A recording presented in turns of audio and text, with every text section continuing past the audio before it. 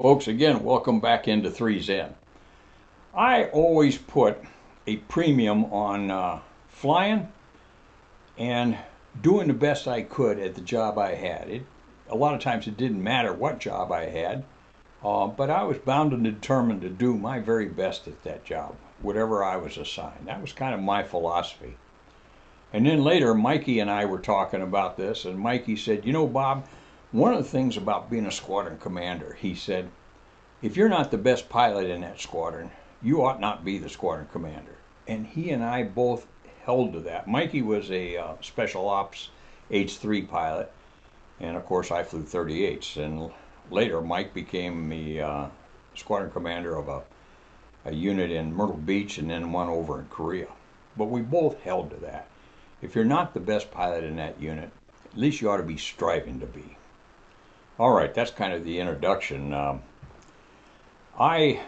Through my career, you had to have an advanced degree for upward mobility, right? Uh, okay, fine. So I attempted 3 master's programs that I can remember, and I quit each one of them. I just didn't have the interest in it. First of all, it was costing me too much flying time, and second of all, for whatever reason, I couldn't concentrate.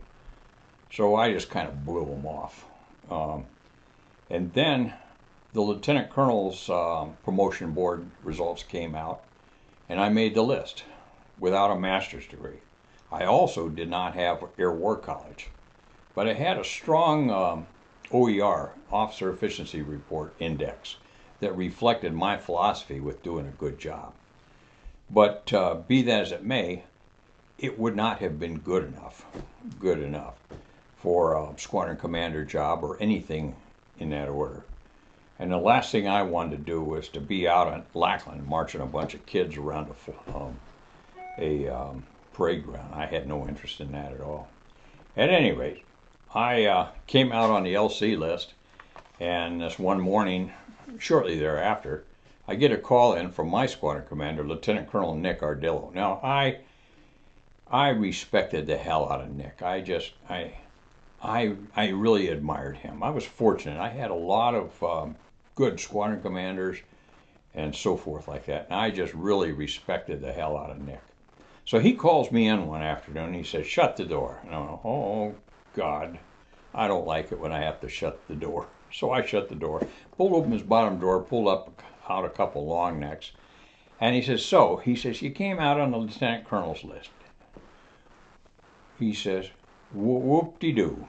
He says, "You don't have a master's and you don't have a Air War College. What do you think the system can do with you?" I said, "Probably not very much." He said, "You're on track."